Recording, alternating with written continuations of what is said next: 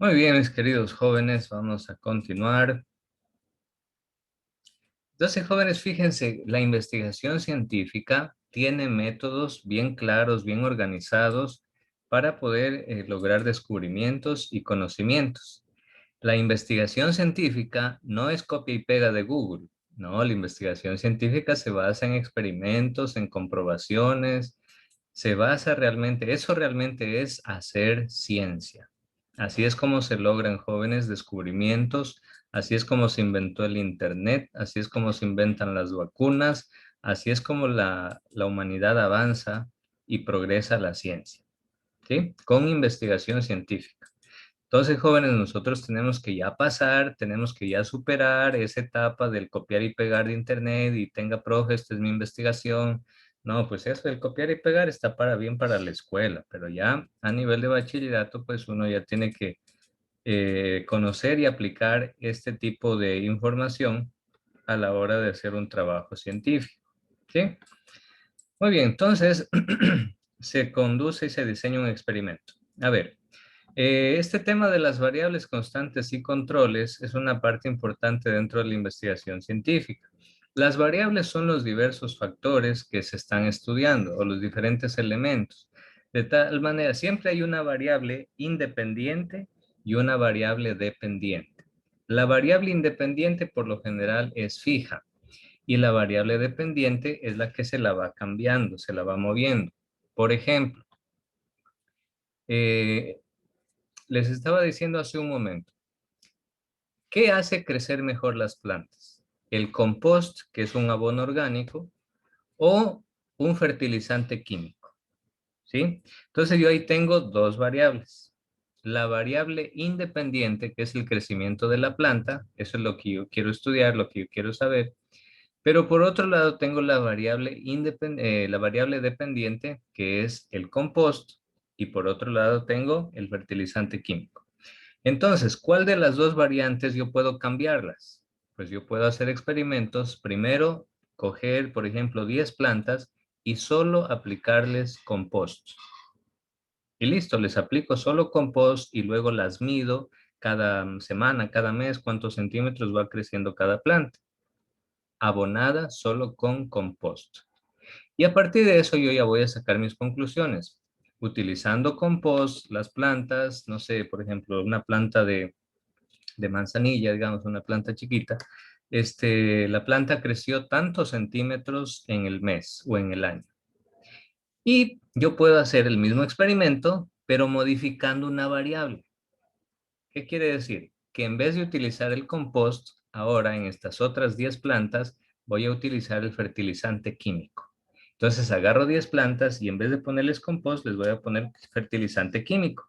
Y asimismo, todos los meses voy a medir la planta y al final del año voy a establecer las conclusiones. Si las plantas crecen mejor con el fertilizante químico o con el compost. Jóvenes, esas son las variables. Y eso es ejercer controles constantes sobre esos cambios que yo puedo hacer, ¿sí? Por ahora quedémonos ahí con esta parte del control de variables para no complicarnos mucho, ¿sí? Esto aquí está lo que les decía, básicamente una variable es algo que cambia de manera natural o porque nosotros queremos que cambie esa variable para buscar otros efectos, ¿no? Entonces ya les dije que hay variables independientes, las que no cambian, no se mueven, y también la variable dependiente. ¿Sí? Listo, vámonos, seguimos con constantes o variables de control. Ya, son los factores que el científico debe mantener sin cambios. Estos controles jóvenes son, por ejemplo, si usted quiere tener una investigación sobre el crecimiento de las plantas y si es que es mejor el abono orgánico, el compost o el abono o el fertilizante químico, pues, ¿cuál será un elemento? A ver, les pregunto algo. ¿Cuál será un elemento? Si yo quiero determinar si es mejor el abono orgánico o el fertilizante químico, ¿cuál sería un elemento de control que yo debo de mantenerlo fijo para que no se vayan a distorsionar los resultados? O les pregunto de otra manera. Si yo utilizo para el abono orgánico, para el compost, si yo utilizo plantas de manzanilla y para el abono químico utilizo plantas de aguacate, ¿estaré haciendo bien si yo quiero comprobar cuál de los abonos es más efectivo? No, Este, porque deberían ser la misma planta. eso es, Sebastián. Muy bien, excelente. Entonces, eso es efectuar una situación de control sobre el experimento. Esas son situaciones que usted como investigador tiene que controlar y decir, a ver, esto no puede variar porque si no se van a alterar los resultados. Efectivamente, Sebastián, en ese caso, lo que conviene es hacer el experimento, pero con la misma planta. Y si es posible, pues que sean plantas que tengan la misma edad, incluso que estén en el mismo tipo de terreno, que reciban la misma cantidad de agua, la misma cantidad de sol, etcétera. Miren, hay muchos elementos de control. Entonces, así se realizan los experimentos, jóvenes. Así se va. Y el investigador, ¿qué es lo que hace? Tiene que ir anotando, apuntando todos esos datos, registrándolos, todos esos cambios, esas variaciones, para que pueda tener resultados lo más fidedignos posibles. Muy bien. Ahora tenemos el paso 5, que ya me adelanté un poquito, pues el paso 5 consiste en recoger los datos. ¿Cuánto crecieron las plantas abonadas por el compost mensualmente? Ejemplo, 2 centímetros en promedio cada mes. ¿Cuánto creció la planta abonada con el fertilizante químico? En promedio, 2,5 centímetros o 4 centímetros cada mes. Esos datos yo tengo que recogerlos, yo tengo que irlos anotando, yo tengo que hacer una tablita, un cuadrito y tener a la mano mi pluma, mi lápiz, ir anotando todos los datos para que al final usted pueda agarrar esos datos y analizarlos, pensarlos, reflexionarlos, interpretarlos y finalmente pues ya acercarse a las conclusiones, ¿no? Entonces para eso dice, usa una tabla para anotar tus resultados, por supuesto. No voy a decir, no, yo tengo buena memoria, sí me acuerdo. No, yo no anoto nada. No, pues la memoria es frágil. De aquí a mañana ya se olvida de cuántos centímetros creció la planta que la abonó con fertilizante químico o cuántos centímetros creció la otra planta. La memoria es frágil, se olvida. Entonces, por eso hay que anotar esos datos. Para eso, mire, por ejemplo, podemos construir tablas así. No hay un esquema establecido, pero usted puede organizar las tablas de acuerdo a sus necesidades. En las normas APA luego vamos a ver que sí hay un modelo a seguir para hacer tablas. Bien, luego de eso usted analiza los datos y realiza gráficas. Esos gráficos pueden ser de tipo estadísticos y usted puede utilizar gráficos lineales como este, que se utiliza para mostrar los cambios en la variable dependiente, el crecimiento de la planta a través del tiempo. Mire. Pero también usted puede utilizar gráficos en barras. ¿Para qué se utiliza? Cuando una serie de medidas se pueden dividir en grupos y usted quiere comparar esos resultados, usted puede utilizar el gráfico de barras. Miren, no es utilizar cualquier gráfico así por así. Según mi intención, yo tengo que en el programa de Excel, estoy seguro que en estadística han visto esta parte también de gráficos estadísticos, pues cada gráfico tiene como que una función, una finalidad de demostrar unos datos específicos, de comparar unos datos específicos. O tenemos el gráfico de sectores, los famosos pasteles estadísticos. Este se caracteriza porque muestra las partes de un total y son muy útiles también.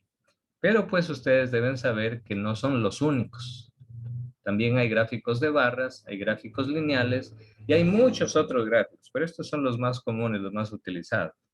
¿Sí? Entonces, a través de estos gráficos los datos que hemos recogido los plasmamos ahí para que sea fácil de visualizarlo. Perdón. Y luego usted tiene que extraer las conclusiones.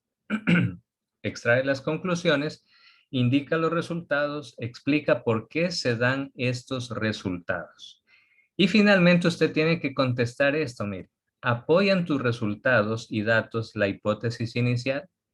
En el ejemplo que yo les colocaba de quién usa más lentes, los varones o las mujeres, pues si Milena hubiera hecho esa investigación, al final, después del experimento, después de que ella recogió los datos, después de que ella anotó en su libretita que, por ejemplo, en tercero bachillerato C, 7 damas utilizan lentes y 3 caballeros utilizan lentes, entonces ella anota todos esos datos y al final tiene que extraer las conclusiones. Y ahí Milena tendría que decir, bueno, según los datos obtenidos del experimento realizado en tercero bachillerato C, se comprueba la hipótesis inicial, pues efectivamente existe un mayor número de mujeres que utilizan lentes y aquí convendría preguntarnos cuál es la razón por la cual hay mayor cantidad de mujeres que utilizan lentes. ¿Tendrá que ver esto con la alimentación? ¿Tendrá que ver esto con el número de horas que se expone la mujer frente a una pantalla? Tendrá que ver, no sé, con muchas otras. Ahí usted puede hacer más preguntas. Porque así es la investigación, jóvenes. Nunca se termina. A veces uno se puede llegar a un pequeño descubrimiento, pero ese descubrimiento te abre más preguntas. Entonces la investigación es infinita y sigue y sigue y sigue y sigue. ¿Sí? Muy bien. Entonces aquí vale preguntarse cómo puedes mejorar tus datos, qué harías de manera diferente si pudiese repetir el experimento, etcétera. Y aquí tenemos finalmente extrae las conclusiones. Dice, reescribe la hipótesis si es necesario. Por ejemplo, si se le da compost a varias plantas, entonces estas crecerán mejor que las plantas que tenían fertilizante.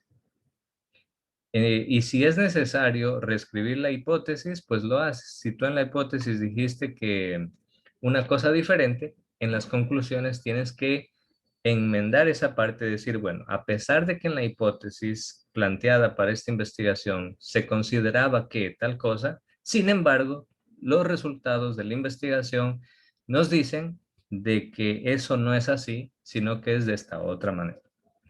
Sí, luego se aceptan o rechazan la hipótesis, se utilizan los datos obtenidos, se los explica científicamente, pero ojo, no se olviden que no solo hay que extraer las conclusiones, sino que hay que comunicarlas, hay que compartirlas, ¿sí? Entonces, un informe de laboratorio debe escribirse después de todas las investigaciones científicas y debe contener las siguientes partes: un título, una introducción, los materiales que usted utilizó, el procedimiento a seguir, los resultados y las conclusiones. Título, por ejemplo, hablando del experimento que hicimos acá con el tema del uso de los lentes. Título podría ser el uso de los lentes en los estudiantes de tercero bachillerato C. Introducción, ahí usted escribe unas palabritas. Por medio del presente experimento se trata de demostrar quiénes utilizan mayormente lentes dentro del curso.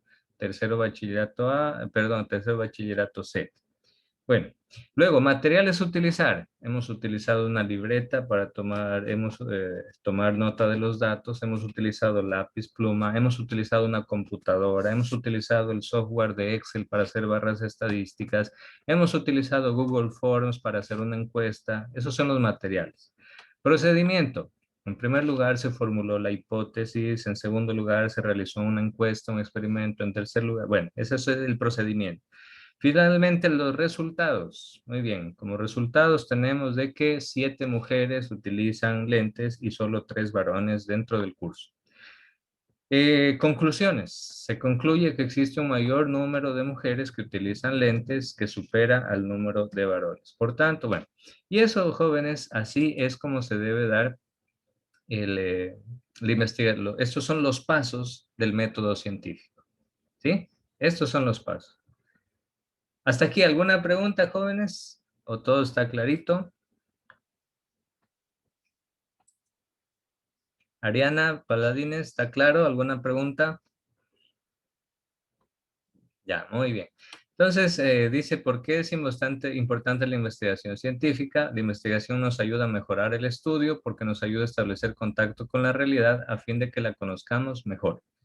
Luego, ayuda a desarrollar una curiosidad creciente acerca de la solución de problemas. Además, contribuye al progreso de la lectura crítica.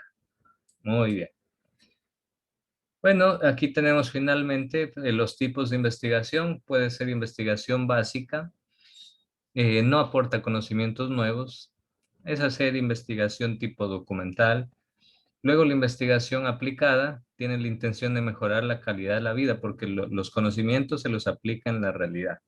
Por ejemplo, investigación aplicada es la que usan los médicos para descubrir nuevas vacunas, porque lo que investigan se aplica para mejorar la vida de las personas y salvar vidas. Luego viene investigación según el diseño, puede ser experimental o no experimental. Experimental cuando se hacen en laboratorio, se hacen experimentos, se modifican las variables, etc. No experimental cuando no se requiere la modificación de variables. Luego, según el enfoque, puede ser cuantitativo cuando se basa en la medición numérica, cuando usted quiere aportar datos numéricos, cantidades, porcentajes, ¿sí? Y puede ser cualitativo cuando usted quiere describir las cualidades o quiere describir algo. Entonces también la investigación puede ser cualitativa. Según el alcance, puede ser, según el alcance, es más complicado porque no solo describe y relaciona, sino que requiere encontrar las causas de un fenómeno. Relaciona dos o más conceptos, describe de cualidades o características del objeto de estudio a través de censos o encuestas. Ahí está lo que les decía. No siempre es necesario ir al laboratorio, al microscopio y hacer un experimento. También puedo hacer entrevistas, encuestas para obtener datos. ¿Sí? Estudia temas poco trabajados, sin embargo, esto no quiere decir que no existe información, por supuesto, a veces sobre ese mismo tema, y hay muchas otras gentes en el mundo que han hecho investigaciones y que nos pueden servir esos datos. Según su fuente de datos, investigación de campo, el examen directo, la investigación de campo es examen directo, interacción con el objeto de estudio directamente por medio de la observación y el registro de los fenómenos. Y también puede ser investigación documental, donde la información se busca en libros y se hace un análisis comparativo. Entonces, estos son los tipos de investigación también, jóvenes, en ese sentido. Bien, ¿alguna pregunta, jóvenes? Pregunta ninguna. ¿Está claro el tema? ¿Está fácil? ¿Sí se entiende con claridad los pasos del método científico? ¿Sí? Ya, joven, listo. Bueno, no avanzamos a hacer hoy el trabajo aquí en la clase. Voy a ponerles miren, algo muy facilito en esta pequeña tarea. Va a ser tarea para la casa, tranquilos, no ahorita, ya es hora del almuerzo, tranquilos. Va a ser un pequeño cuestionario en base a las etapas del método científico. Ustedes fundamentense en las diapositivas que yo les he mostrado y que ya están en la plataforma de modo, y si no están ya se las subo enseguida. En base a esas diapositivas van a responder, va a ser una sola pregunta, de hecho, jóvenes. Una sola pregunta donde van a tener que relacionar las etapas del método científico. Por ejemplo, ¿cómo se llama o qué se hace en la primera etapa? Usted va relacionando, ¿sí? Eso va a ser todo. Va a ser una sola pregunta, pero de relacionar las etapas del método científico. Bien, ya se los voy a publicar a las diapositivas enseguida para que con eso, más tarde, pues puedan hacer esa actividad. ¿Sí? Y la próxima semana espero hacer con ustedes. Aquí vamos a hacer alguna investigación siguiendo los pasos del método científico, pero aquí con ustedes. Algo similar como lo que hicimos con el tema de los lentes, pero poniendo en práctica y por escrito todos estos datos, ¿sí? Listo, jóvenes, ahí terminamos. Cuídense, un bonito fin de semana, buen provecho con ese almuercito que los está esperando. Y nada, nos vemos la próxima. Que pasen muy bien. Chao, jóvenes. Profe, Sí. ¿puedo hablar con usted un momento? Sí, claro, dígame, Josué. ¿Usted no ingresó al Es inicio? que yo ingresé recién a las 2:20 porque se me había ido la luz, se caían unos cables y estaban arreglando y Ay, recién ay. ahorita terminan de arreglar. Ah, ya, ok, Entonces, tranquilo. no sé qué vaya a tener falta, igual ya va a justificar mi mamá. Eh, ya, no, pero usted ¿a qué hora logró conectar? 2:20. Ah, ya, bueno, fue reciencito. ¿Y solo le pasó en mi hora o cómo? Desde la cuarta hora, quinta.